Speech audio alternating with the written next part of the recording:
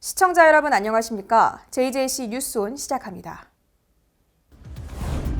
박영선 더불어민주당 후보와 오세훈 국민의힘 후보가 본격적인 선거전에 돌입했습니다.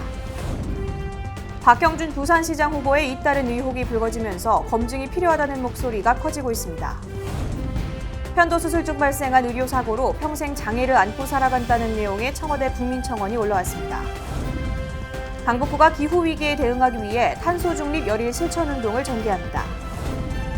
광주시가 인공지능사관학교 2기 교육생을 모집합니다. 네, 국회 소식입니다.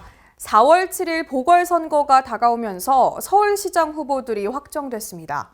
민주당에서는 박영선 후보가 최종 선출됐고 야당에선 오세훈 후보가 단일화 후보로 선출됐습니다.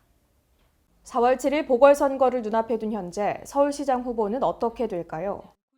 지난 17일 박영선 민주당 후보가 김진애 열린민주당 후보를 이기고 범여권 단일 후보로 최종 선출됐습니다. 양측은 이틀간 양당 권리의결당원 50%, 일반 유권자 50%를 반영한 여론조사를 거쳐 박영선 후보가 단일화 후보로 최종 당선됐습니다. 야당의 오세훈 후보와 안철수 후보 측은 지난 17일 오전부터 진행된 협상에서 단일화 룰에 합의하지 못했습니다. 하지만 계속되는 협상으로 지난 23일 오세훈 후보가 단일화 후보로 확정되면서 서울시장 보궐선거의 여야 대진표가 완성됐습니다. 단일화 경선에서 탈락한 국민의당 안철수 대표는 단일화 패배를 인정하면서 오세훈 후보에게 힘을 실어주기로 했습니다. 저도 야권의 승리를 위해서 힘껏 힘을 보태겠습니다. 국민께서 바라시는 정권교체의 교두보를 함께 놓아가겠습니다. 바로 앞까지 다가온 서울시장 재보궐선거, 과연 어느 후보가 최종적으로 당선될지 지켜봐야겠습니다. 4월 7일 재보궐선거가 다가오는 가운데 박영선 더불어민주당 후보와 오세훈 국민의힘 후보가 본격적인 선거전에 돌입했습니다. 지난 25일부터 재보궐선거의 공식 선거운동이 시작됐습니다. 서울시장 선거에서 양자구도가 확정된 박영선 더불어민주당 후보와 오세훈 국민의힘 후보는 첫 일정으로 각각 대학가 편의점과 지하철 차량기지를 찾으며 본격적인 선거전에 돌입했습니다. 4월 7일 재보궐선거 공식 선거운동이 허용되는 25일 오전 0시를 기준으로 박 후보는 홍익대학교 인근 편의점을 찾아 1시간가량 야간 아르바이트를 하며 청년들과 소상공인의 목소리에 귀를 기울였습니다. 코로나19로 제일 힘드신 분들이 소상공인, 자영업, 그리고 청년이잖아요. 그래서 고단함 이런 것들을 제가 좀 몸소 느껴보고 싶었습니다. 같은 시각 국민의힘 오세훈 후보는 서울 지하철 1, 2호선 열차를 관리하는 군자 차량 사업소를 찾았습니다. 이제 다시 뛰는 그런 계기가 되는 선거를 시작한다는 뜻에서 열심히 뛰어서 다시 뛰는 서울시 반드시 만들겠습니다. 이어 26일 오세훈 후보는 용산구 용문시장 내거리에서 유세를 하며 지지를 호소했습니다. 같은 날 박영선 후보는 마포구 망원시장을 돌며 시장 상인들의 고충을 들으며 선거 유세를 이어나갔습니다. 4월 2일과 3일 이틀간 사전투표를 시작으로 진행되는 4월 7일 보궐선거에서 어떤 후보가 시민들의 마음을 사로잡을지 관심이 모아지고 있습니다. 부산시장 보궐선거에 출마한 박형준 국민의힘 후보가 줄곧 지지율 1위를 달리고 있습니다. 하지만 국민의힘 박형준 후보의 부동산 특혜 의혹이 불거지면서 검증이 필요하다는 지적이 나오고 있습니다. 오는 4월 부산시장 보궐선거를 앞두고 본격적인 선거운동이 시작된 가운데 여론조사 1위인 국민의힘 박형준 후보를 둘러싼 의혹이 계속 불거지고 있습니다. 배우자가 소유한 기장군의 한 건물이 4년째 미등기 상태로 있던 것도 모자라 후보자 재산 신고에 반영되지 않은 것이 알려지면서 선거법 위반 의혹에 불이 붙은 것입니다. 변경 신청을 하면서 박 후보 측의 재산은 이틀 사이 2억 3천만 원 더 늘어났습니다. 이외에도 본인 소유의 땅이 있는 소매점 건물을 창고로 사용해 건축법을 위반했다는 의혹이 제기됐습니다.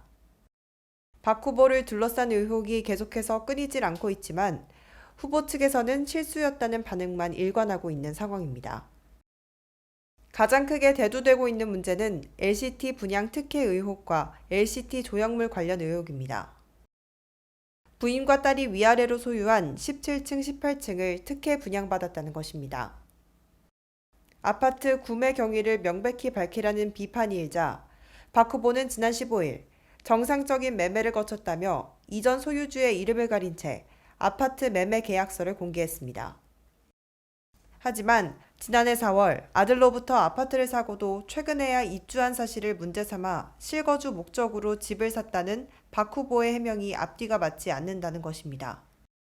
최고급 아파트를 굳이 1년 가까이 비워두고 생활하기 불편한 화랑 사무실에서 주거했다는 것은 참으로 이상하지 않습니까? 국민의힘은 의혹을 일축하며 역공에 나섰습니다. 근본적인 문제는 정부의 부동산 정책 실패라며 오히려 민주당의 문제가 더 많지 않느냐고 질타했습니다. 큰 시세 차익을 보게 됐다며 부도덕한 사람이라고 비판하는데 문재인 정권의 무능과 부도덕 때문 아닙니까? 정말 부도덕한 사람들 민주당에 많지 않습니까? 여야의 부산시장 보궐선거를 둘러싼 팽팽한 대립이 이어지고 있습니다. 출마 이후 줄곧 1위를 달리고 있는 박 후보와 계속해서 해명을 요구하는 민주당의 공세로 어떤 후보가 당선될지 끝까지 지켜봐야 할 것입니다.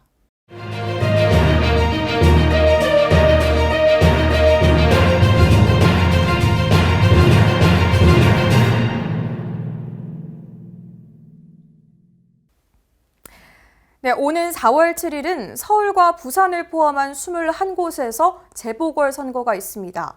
이 재보궐선거는 빈자리가 생긴 사유에 따라 구분짓는 재선거와 보궐선거가 합쳐진 말인데요. 이 전임 시장들의 성추행사건으로 시작돼 젠더선거라고 일컬어지는 만큼 많은 관심을 받고 있습니다. 최근 양당의 최종 후보가 확정되면서 과연 어떤 후보가 시장 자리를 차지하게 될지 국민들의 이목이 집중되고 있는데요.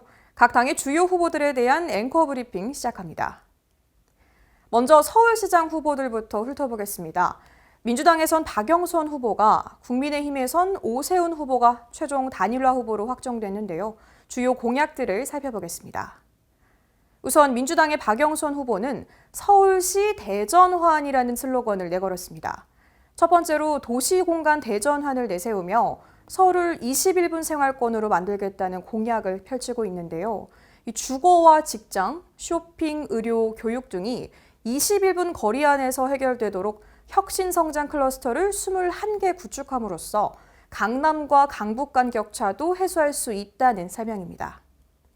또한 계속해서 화두에 오르고 있는 부동산 정책과 관련해선 평당 1,000만 원의 반값 아파트 30만 호를 공급하겠다는 주거 대전환 정책을 내세웠습니다. 또한 서울형 지분적립형 주택 등 공공자가 임대주택 공급, 저층 주거지와 노후 아파트 단지의 재개발, 재건축 활성화 등을 제시했습니다. 이어서 국민의힘 오세훈 후보는 서울이 다시 뜁니다라는 슬로건으로 서울의 미래를 준비하겠다는 포부를 밝혔습니다. 주요 공약으로는 4차 산업혁명을 선도할 5대 거점을 중심으로 서울을 세계의 경제축으로 재편해 집중 개발한다는 방침을 내세웠는데요. 서울 강남북의 균형 발전을 위해 강북 지역을 서남권, 서부권, 동부권으로 묶어 지역별 특화 사업과 철도, 도로 등 교통 인프라 확충들을 집중 추진하겠다는 뜻을 밝혔습니다. 여론조사 결과 살펴보겠습니다. 지난 26일과 27일 서울에 거주하는 만 18세 이상 남녀 800명을 대상으로 시행한 여론조사 결과 오 후보 지지도는 50.5%, 박 후보는 34.8%였습니다. 오 후보는 보수 성향 응답자층에서 박 후보를 크게 앞섰습니다.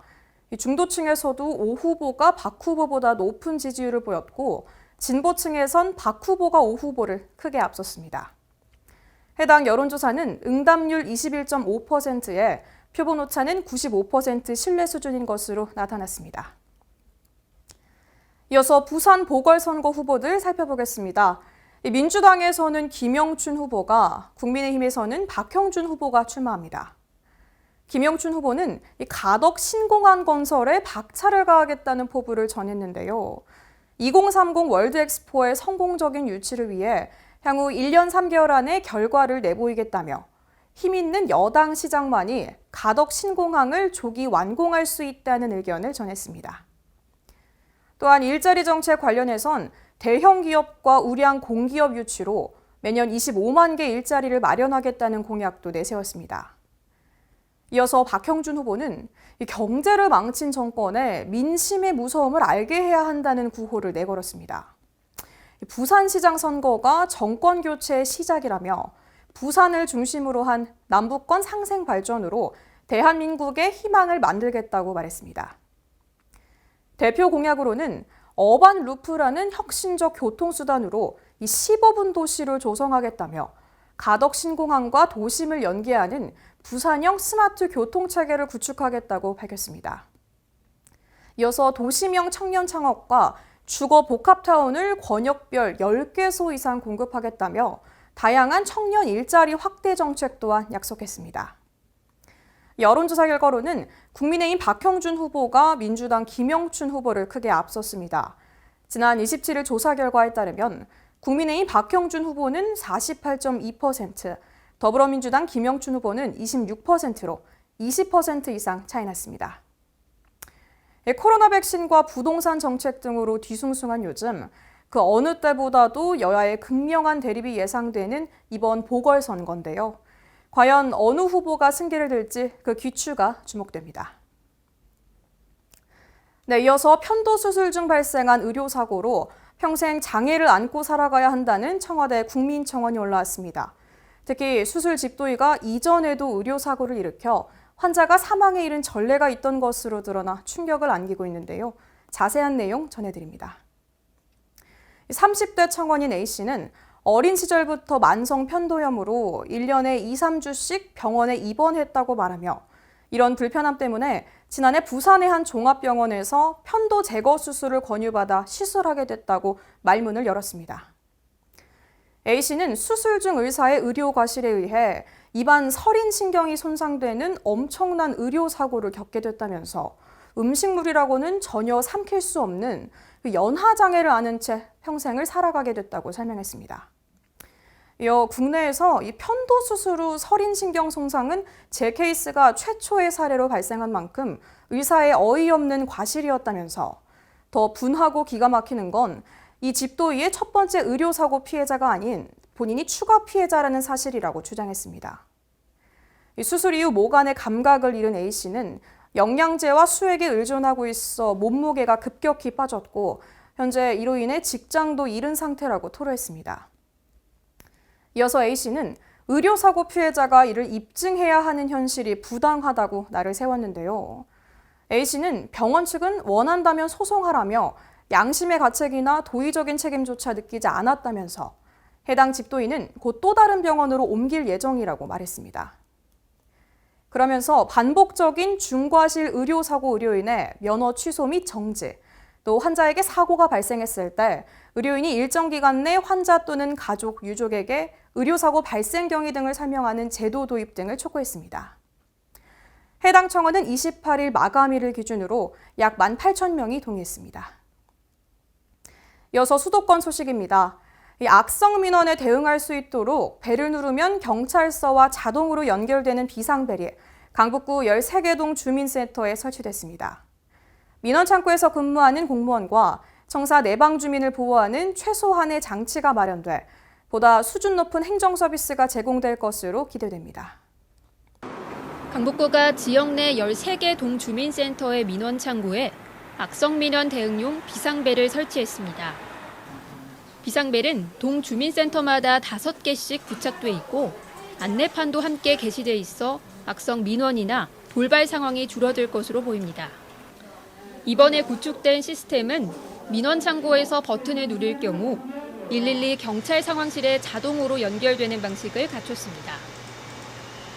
인근 지구대와 순찰차에 실시간으로 상황이 전파되면서 경찰이 즉시 출동하게 되고 상황실 접수자와 민원 공무원은 양방향 무선 통신을 이용해 음성 통화를 할 수도 있습니다. 이에 따라 악성 민원으로 인해 고통을 호소하던 해당 부서 공무원의 심리적인 안정과 함께 청사를 내방한 주민들의 불안감도 해소될 전망입니다. 강북구는 지난해 민원인의 폭행이나 폭언으로부터 일선 공무원을 보호하기 위한 조치로 구청 종합민원실 등에 비상배를 설치한 데 이어 특이민원에 대한 현장 대처 능력을 높이기 위해 비상대응반을 편성했습니다. 강북구는 민원창구의 공무원과 주민을 보호하는 최소한의 장치로 비상벨이 활용될 것이라며 보다 안전한 근무 환경을 조성해 행정 서비스의 만족도를 높여나가겠다고 전했습니다. 강북구가 기후위기에 대응하기 위해 10가지 행동수칙과 1가지 참여하기로 구성된 탄소중립 열일 실천운동을 전개합니다. 탄소중립의 뜻을 함께하는 주민은 강북구청 홈페이지를 통해 참여할 수 있고 또 에너지 절감률에 따라 마일리지도 제공받을 수 있습니다. 강북구가 온실가스 배출의 주요 원인인 이산화탄소의 배출을 줄이고 에너지를 절약하기 위해 탄소중립 열일 실천운동 캠페인에 나섰습니다. 탄소중립은 이산화탄소의 배출량과 흡수량을 같도록 만들어 더 이상 온실가스가 늘지 않는 제로 상태를 의미합니다. 기후위기에 대응하기 위해 마련된 실천운동은 에너지 절약에 따른 10가지 행동하기와 1가지 참여하기로 구성되어 있습니다. 생활 속에서 실천 가능한 행동 수칙의 경우 대기전력 차단과 적정 실내 온도 유지, 대중교통 이용, 음식물 쓰레기 줄이기, 일회용품 사용 안 하기 등이 포함됩니다. 참여하기는 에코마일리지 프로그램 형태로 운영되며 전기나 도시가스, 수도 등 에너지 절감률에 따라 만원에서 최대 5만 원 상당의 상품권 등이 지급됩니다. 캠페인 참여를 희망하는 주민은 강북구청 홈페이지의 분야별 정보, 환경 코너를 통해 동참할 수 있습니다. 서울시 마포구의 성인 뇌병변 장애인을 위한 전용 종합지원시설이 문을 열었습니다. 그동안 돌봄이나 교육 중심의 시설은 있었지만 자립, 일상생활교육, 건강관리까지 돕는 전용 종합지원시설이 생기는 건 전국 최초입니다. 마포구에 조성된 1호 뇌병변 장애인 비전센터가 3월 15일 개소해 운영을 시작했습니다. 이곳에는 공모를 통해 선정된 성인 뇌병변 장애인 15명이 매일 등원합니다. 오전 10시부터 오후 4시까지 돌봄, 사회 적응 훈련, 직업 능력 향상 교육, 건강관리 서비스 등 종합적인 지원을 받습니다. 센터 내부 바닥 높낮이를 제거하고 자동문과 승강기를 설치하는 방식으로 무장애 공간을 만들었습니다. 대소변 흡수용품 교환 침대, 천장 주행형 이송장치, 근육경직이 동반되는 장애 특성을 고려해 누워서 휴식을 취할 수 있는 이동식 휴식용 침대를 마련했습니다. 마포 뇌병변 장애인 비전센터는 우리마포복지관 2층에 508.99제곱미터 규모로 조성됐습니다. 서울시는 매년 2개소씩 비전센터를 조성해 2023년까지 총 8개소로 확대할 계획입니다. 이달 마지막 주 공모를 통해 추가 이용자를 모집할 계획이며 만 18세에서 65세의 서울시 거주 뇌병변 장애인 누구나 신청할 수 있습니다. 코로나19로 인한 매출 감소로 어려움을 겪고 있는 임차 상인들이 여전히 많습니다. 이에 마포구는 임대료를 자발적으로 인하해준 서울형 착한 임대인을 선정해 현금처럼 사용 가능한 서울사랑 상품권을 최대 100만 원까지 지급합니다. 적용 대상은 서울에 있는 환산보증금 9억 원 이하 점포 중 임차인과 임대인이 임대료 인하와 관련해 상생협약을 체결한 경우입니다. 상품권 금액은 연간 총 임대료 인하 금액을 기준으로 합니다.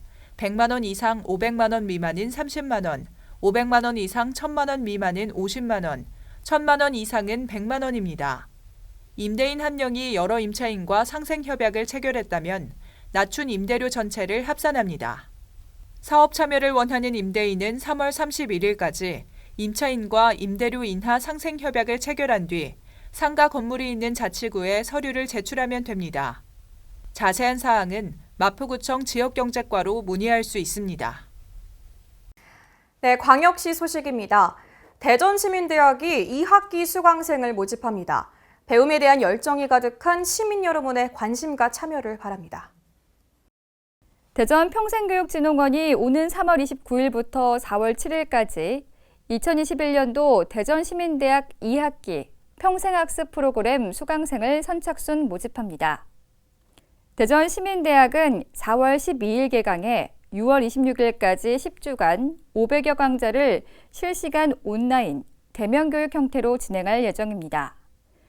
영역별 프로그램 신청 기간은 29일 음악, 공연, 건강과 생활체육, 30일 요리, 미술과 공예, 생활기술, 31일 인문학, 직업교육, 심리와 자기개발, 4월 1일 시민과 공동체, 대전학, 가족서로 배움학교, 외국어 순이며 4월 2일부터는 모든 강좌 수강 신청이 가능합니다. 또한 수강 신청은 대전 평생교육진흥원 홈페이지에서 가능합니다. 시민들의 문화쉼터로 운영되고 있는 원도심의 대표 명소 중 한 곳이죠. 태미오래가 올해 개관 3년차를 맞았습니다. 태미오래가 3월 23일 전체 시설을 개방, 함께 더하는 문화, 감동에 있는 문화예술촌을 주제로 다양한 전시와 문화행사를 진행합니다. 옛 도지사 공간에서는 근대 주거 도입의 배경과 시대별 주거문화 변천사를 살펴보는 전시와 근대 인문광자를, 1호 관사에서는 대전의 철도, 도시를 이루다 기획 전시를, 2호 관사에서는 칙칙폭포 만화테마 여행을 주제로 만화방과 웹툰 전시, 게임대회 등을 운영합니다. 또한 5호 관사는 이색 포토존과 트래블 라운지로 운영되고 6호, 7호, 10호 관사에서는 다양한 지역 작가들의 전시를 만날 수 있습니다. 이 밖에도 관사촌 플라타너스 거리에서 열리는 작은 시장 풀풀마켓과 제3회 올레아트 페스티벌도 진행될 계획입니다. 한편 태미오래 관람 시간은 오전 10시부터 오후 5시까지며 관람료는 무료입니다. 광주시가 국내 최고의 AI 전문 교육기관인 광주 인공지능사관학교 2기 교육생을 모집합니다. 실무형 AI 핵심 인재 양성을 목표로 작년 7월 개소한 광주 인공지능사관학교는 1기 모집부터 5.8대 1의 높은 경쟁률을 기록했으며 각종 전국 해커톤 대회에서 총 7차례 우승 및 수상을 통해 실력을 입증했습니다. 지난해 인공지능 산학교 수료생 155명을 배출했습니다.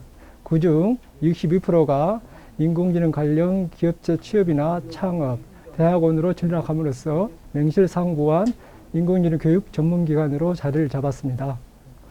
올해 2기생은 교육 역량을 강화시키고 기업체가 참여하는 프로젝트를 통해 실무형 AI 인재를 양성하고자 합니다. 사관학교 2기 신청은 4월 12일까지 광주 ICT 이노베이션 스퀘어 홈페이지에서 가능합니다. 또 만 18세부터 만 39세 청년이라면 누구나 학력, 전공, 성적, 거주지 등의 조건 없이 지원할 수 있습니다.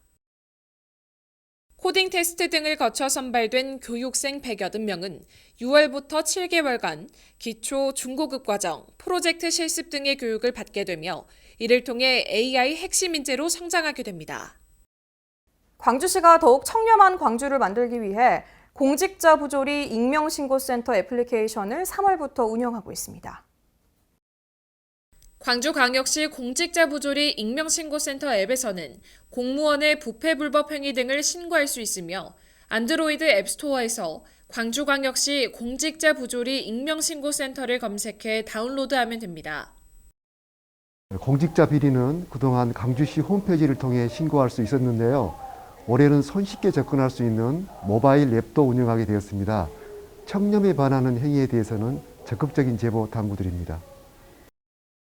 한편 광주시는 내부 소통을 강화하고 청렴한 공직 문화를 조성하기 위해 각 실곡 사업소별로 전 직원이 참여하는 영상 토론회를 3월부터 매월 첫째 주에 운영하는 등 다양한 시책들을 추진하고 있습니다. 아울러 광주시는 국민권익위원회가 주관하는 2021년 청렴 컨설팅 대상기관으로 참여해 청렴도 향상 방안을 모색할 계획입니다. 또 광주혁신추진위원회가 제안한 확실한 변화 청렴 광주 혁신 권고안을 토대로 행정 신뢰도를 높여 내 외부로부터 신뢰받는 공직 문화를 조성할 방침입니다. 네, 강원도 소식입니다. 평창군에서 도시재생 뉴딜 사업을 추진하고 도시재생대학을 운영합니다. 도시재생 활성화를 위해 주민 리더 워크숍도 진행했습니다. 3월 17일 평창읍에서 도시재생 활성화 계획 수립을 위한 주민 리더 워크숍을 진행했습니다. 주민 리더 워크숍을 개최해 주민의 관심과 참여를 높이고 평창읍 도시재생 활성화 계획을 수립해 반영하고자 합니다. 평창읍 세대공감센터에서 주민 리더와 사업 담당자가 함께 워크숍을 진행했습니다. 워크숍에는 이종필 도시재생사업 활성화 계획 참여연구원이 진행을 맡았습니다. 주민 리더 워크숍에는 뉴딜 사업 계획을 반영할 주민들의 욕구를 도출하는 것과 도시재생 사업 추진 관계 및 역량을 강화하는 내용을 담았습니다. 뉴딜 사업은 그 지역의 쇠퇴도를 기준으로 해서 어디다 사업을 할 건지 사업지를 정하게 되는데요. 일단 그 인구의 감소, 그다음에 사업체 수의 감소, 그다음에 그 지역에 있는 건축물의 노후도, 이 세 가지를 기준으로 해서 도시재생 사업지를 정하게 되어 있습니다. 평창군은 도시재생 뉴딜 사업 추진을 위해 평창읍을 대상으로 이달부터 4월까지 6회차에 걸쳐 도시재생 대학을 운영합니다. 도시재생 대학은 도시재생 추진을 위한 공동체 역할의 이해와 지역 리더 양성 관련 교육 등도 진행합니다. 또한 지역 여건에 맞는 사업을 도출하고 주민들의 참여 중요성을 이해하며 갈등의 요인과 관리를 배워 주민 역량을 강화하는 교육을 합니다. 1주차 교육에는 도시재생 사업의 역사 및 원칙이라는 주제를 담았습니다. 2주차부터 6주차 교육은 도시재생과 미디어, 사회적 경제와 이해와 같은 도시재생 사업 추진을 위한 다양한 재반 교육으로 이뤄질 예정입니다. 이번 교육으로 노령화와 노후된 시설 등 쇠퇴에 대응하기 위한 현실적인 발전 방안을 제시하는 것을 기대하고 있습니다. 지금 평창 5개 읍명 중에서 지금 예비 사업 2군데, 그리고 소규모 사업 1군데, 그리고 본 뉴딜 사업 평창읍을 지금 준비를 하고 있고요. 사업 3개는 지금 진행 중에 있습니다.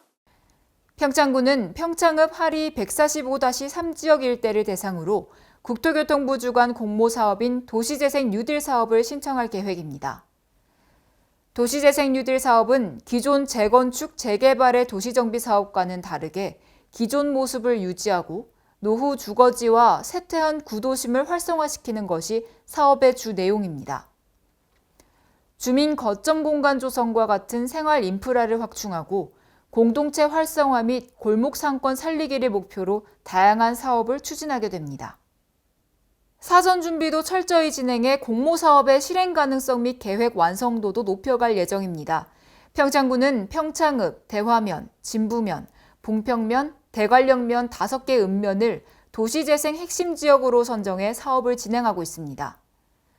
도시재생 사업들을 통해 안전한 가로 조성, 커뮤니티 공간 활성화, 지역경제 회복과 공동체 네트워크 강화 및 인재 양성에 힘쓸 것입니다. 현재 도시재생 사업 중 유튜브 콘텐츠 제작, 주민협의체 운영, 어린이 특화 구역 조성과 같은 계획을 적극적으로 진행 중입니다. 사업을 시작할 때부터 사업이 종료될 때까지 주민들의 의견과 의사, 그리고 또 주민들에게 하나하나 골고루 돌아갈 수 있는 그런 사업의 유형을 만들고자 많은 노력을 해야 되고요. 그러려면 무엇보다도 주민들의 참여가 아주 중요합니다. 네, 봄이 성큼 다가오면서 나무 심기 준비하시는 분들 계실 텐데요. 횡성군 산림조합이 고품질의 나무를 저렴하게 구입할 수 있는 산림조합 나무시장 운영을 시작했습니다. 횡성군 산림조합이 나무시장 운영에 들어갔습니다. 산림조합 나무시장은 조합원이 직접 재배한 나무를 중간 유통 과정 없이 소비자에게 직접 판매해 시중 대비 저렴한 가격에 구입할 수 있습니다. 또 산림조합이 품질을 보장한 고품질의 나무를 직거래할 수 있어 믿고 구매할 수 있다며 소비자 호응도 높습니다. 오늘 드럼나무하고 철쭉꽃하고 또 뭐 복숭아, 배 뭐 여러 가지 좀 살려고 나왔습니다. 많은 분들이 나오셔가지고 주변 집 주변 경관도 되고 또 열매도 뭐 얻을 수 있고 뭐 좋은 것 같아요. 우리 마음도 풍성해질 수 있고 좀 권하고 싶습니다. 나무시장에서는 다양한 나무와 잔디, 조경 자재 등도 구입할 수 있는데요. 전문 임업기술 지도원이 배치돼 나무 선택과 심는 방법, 기르는 방법에 대한 상담은 물론 기술 지도도 받을 수 있어 임야 경작에 필요한 각종 자료와 정보도 함께 얻을 수 있습니다. 지금 현재 2,000평방미터 되는 부지에 지금 그 평일에도 많은 분들이 좀 방문해 주시고 있고요. 약 한 200여 종의 그 묘목하고 교경수, 유채수를 지금 저희가 시중보다 20% 이상 저렴하게 공급해 드리고 있습니다. 작년에는 코로나19 때문에 부득이 이제 나무시장 개장을 못 하였습니다.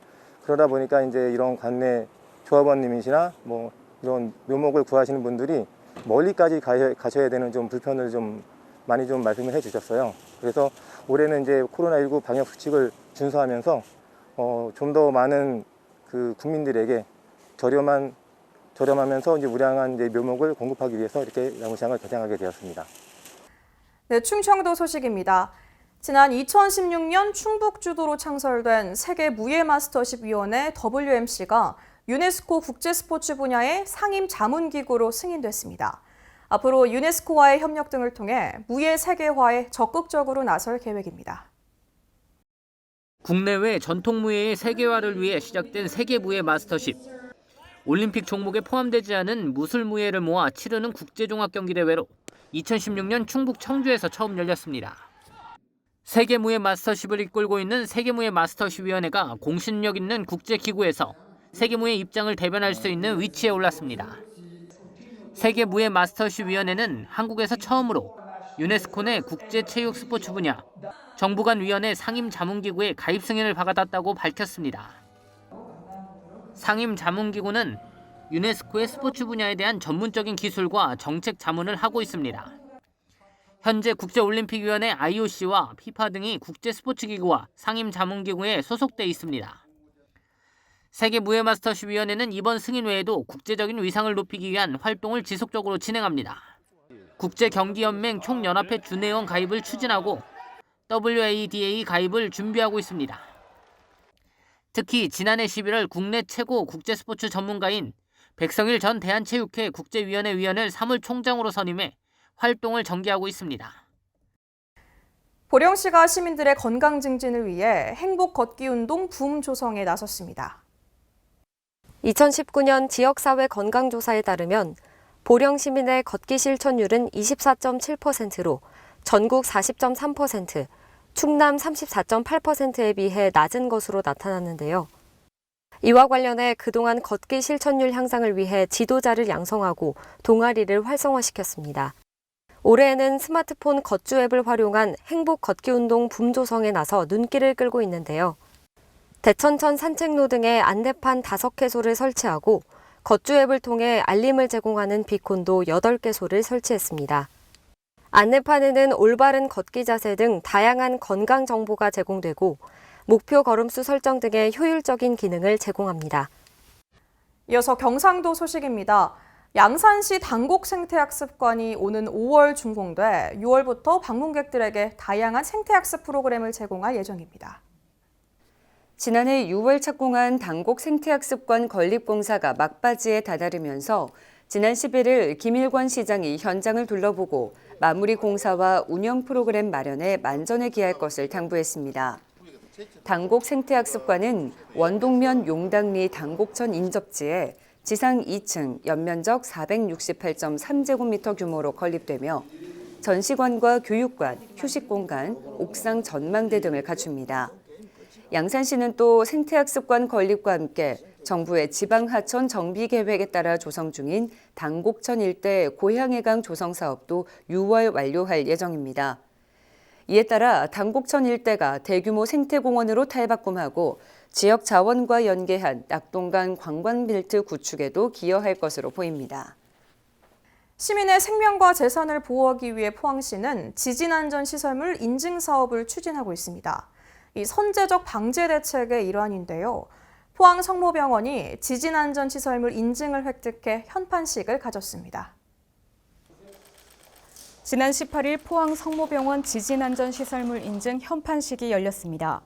이날 이강덕 시장은 최순호 포항 성모병원장과 함께 병원의 내진 보강 현장을 살펴보고 지진의 안전한 시설물임을 증명하는 인증서와 인증 현판을 전달했습니다. 포항 성모병원 A동은 보강공사로 시설의 구조적 안전성과 내진 성능을 확보해 지난 2월 지진안전시설물 인증을 획득했습니다. 특히 포항 성모병원은 지역의 재난거점 병원으로 지진에도 안전한 의료시설임을 인증받아 의미를 보탰습니다. 한편 지진안전시설물 인증 지원 사업은 지진으로부터 시설물의 안전성을 확인하고 내진 성능을 인증하는 데 필요한 비용을 지원해주는 제도입니다. 시는 올해 어린이 보육시설과 다가구 주택 등에도 사업을 확대 추진하고 건축물 안전 점검으로 시민 불안감 해소에 최선을 다할 방침입니다. 네, 전라도 소식입니다. 여수시 소상공인들의 공공배달 수수료를 덜기 위한 여수형 공공배달 앱 싱싱여수가 출시됐습니다. 여수시가 싱싱여수에 가입한 가맹점에게 첫 주문 시 3,000원 할인의 이벤트 비용을 지원해주고 주문 수수료도 주문 금액의 1.9%로 기존 배달앱보다 저렴하게 운영합니다. 또한 지역경제 활성화를 위해 신용카드뿐 아니라 여수사랑 상품권으로도 결제가 가능하게 했으며 가맹비, 광고비 등 부대 비용은 없습니다. 진안군이 일본식 지명을 조사해 우리 고유의 옛 지명을 되찾는 사업을 진행하고 있는데요. 자세한 내용 황인아 기자가 취재했습니다. 진안군이 일제가 멋대로 바꿔놓은 일본식 지명을 전수조사해 옛 지명을 복원하는 사업을 추진합니다. 정비 대상은 572개 진안군 주소와 산, 고개, 저수지 등 각종 지형에 부여된 명칭으로 우리 고유의 옛 지명을 일본식으로 바꿔 표기했고 광복 이후에도 일제에 의해 왜곡된 명칭이 그대로 사용되고 있는 상황입니다. 옛 지명을 찾은 후에는 지명 변경을 위해 해당 지역 주민들의 의견을 듣고 지방지명위원회와 국가지명위원회의 심의를 거쳐 국토지리정보원 고시를 통해 변경을 완료할 계획입니다. 전춘성 군수는 옛 지명 복원을 통해 우리 지역의 근본을 바로 세우고 지역의 전통성을 회복하겠다며 옛 지명 복원에는 우리 지역에 오랫동안 살고 계시는 어르신들의 역할이 큰 만큼 많은 관심과 고견을 부탁드린다고 말했습니다. 지금까지 전북에서 황인아였습니다. 남원시가 친환경 전기자동차 보급 확대를 추진해 환경보전에 앞장설 계획입니다. 황인아 기자의 보도입니다. 남원시가 미세먼지 저감 등 쾌적한 대기환경 조성을 위해 친환경 전기자동차 민간보급 사업을 확대 추진합니다. 시는 전기승용 60대와 전기화물 113대, 총 173대의 전기자동차 보조금을 지원할 예정이며 전기승용차는 최대 1,700만 원, 초소형 전기자동차는 650만 원을 지원하고 전기화물차는 소형 기준 2,500만 원을 지원받을 수 있습니다. 남원시 관계자는 취약계층 등 우선 지원 대상자에게는 보급 물량의 10% 이상을 지원할 계획이라며 많은 분들께서 전기자동차에 관심을 가져주셨으면 좋겠다고 말했습니다.